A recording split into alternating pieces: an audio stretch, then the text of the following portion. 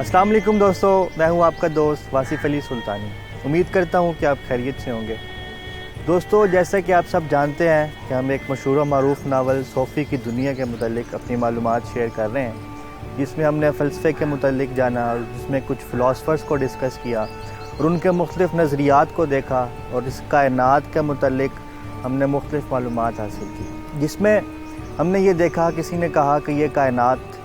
پانی سے بنی ہے، کسی نے کہا کہ یہ کائنات مٹی سے بنی ہے، کسی نے کہا کہ یہ باؤنڈ لیس میٹر سے بنی ہے، اور کسی نے کہا کہ یہ کائنات نمبر سے بنی ہے۔ اسی طرح آگے چلے تو کسی نے کہا کہ یہ کائنات ریسٹ میں ہے، اور کسی نے کہا کہ یہ کائنات مسلسل تبدیل ہوتی رہے گی۔ تو اب یہاں پہ ایک ایسی سچویشن پیدا ہو گیا کہ ہم سب الجھن کا شکار ہیں کہ کس کے نظریات کو صحیح مان کر آگے چلا جائے، اور اس الجھن کو ختم کرنے کا فریضہ جس اہم فلاسفرز کے حصے میں آتا ہے اس کا نام ہے ایمپیڈوکلس۔ ایمپیڈوکلس جس کی تاریخ پیدائش 490 BC اور اس کی تاریخ وفات 430 BC میں ملتی ہے۔ اس کا یہ ماننا ہے کہ اس کائنات میں جو جتنے بھی فلاسفر نظریات دیے ہیں ان میں سے ایک طرف تو ٹھیک ہے لیکن دوسری طرف غلط ہے۔ جو ایک طرف ٹھیک ہے وہ یہ کہتا ہے کہ اس کائنات میں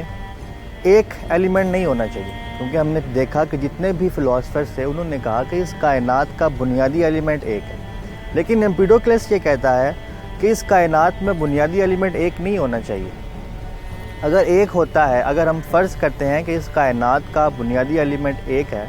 تو ہمیں جو ہماری عقل دکھاتی ہے اور جو ہم اپنے حواس سے چیزوں کو محسوس کرتے ہیں تو ان کے درمیان ایک ایسا خلا یا گیپ پیدا ہو جاتا ہے جس کو کبھی پر نہیں کیا جا سکتا۔ اس لیے اس الجھن کو ختم کرنے کے لیے وہی دیگر فلاسفرز کی طرح ان کو نظریات کو اکٹھا کر کے اپنا نظریہ یہ دیتا ہے کہ اس کائنات کے بنیادی ایلیمنٹ 4 ہیں، ایک ہوا ہے، ایک آگ ہے، ایک مٹی ہے اور ایک پانی۔ اور اس کائنات میں ہمیں جتنی بھی چیزیں نظر آتی ہیں ان سب میں یہ 4 چیزیں پائی جاتی ہیں۔ البتہ یہ ممکن ہے کہ ان کی جو مقداروں کا تناسب ہے وہ مختلف ہو سکتا ہے، جس کی مثال وہ یہ دیتا ہے کہ اگر ایک مصور ہے، اس کے پاس صرف سرخ رنگ ہے تو وہ ان سبز درختوں کی تصویریں نہیں بنا سکتا۔ ہاں، اسی طرح اگر اس کے پاس زرد، سرخ، نیلا اور سیاہ رنگ ہو تو وہ مختلف قسم کے رنگوں کی سینکڑوں تصاویر بنا سکتا ہے۔ اسی لیے اس کے بعد وہ یہ نظریہ دیتا ہے کہ اس کائنات میں 2 بنیادی چیزیں یا 2 بنیادی قوتیں برسر پیکار ہیں، جس کو ایک نفرت ہے اور ایک محبت ہے۔ اور اس کائنات میں جب 4 چیزیں جمع ہوتی ہیں یا 4 چیزوں ہم دیکھتے ہیں ختم ہو جاتی ہیں، اس کا نتیجہ یہ ہے کہ جب محبت کا ایلیمنٹ غالب آتا ہے تو چیزیں مل جاتی ہیں، اور جب نفرت کا ایلیمنٹ غالب آتا ہے تو چیزیں علیحدہ علیحدہ ہو جاتی ہیں۔ اسی طرح اس کے بعد وہ یہ نظریہ بھی دیتا ہے کہ وہ ایک سبسٹینس اور ایک فورس میں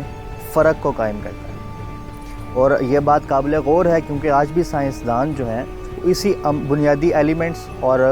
جو فطرتی قوتیں ہیں ان کے درمیان فرق قائم کرتے ہیں۔ اور جدید سائنس کی دنیا میں آج بھی یہ مانا جاتا ہے کہ اس کائنات میں جو کچھ بھی وقوع پذیر ہو رہا ہے اس کے اندر یہ دونوں قوتیں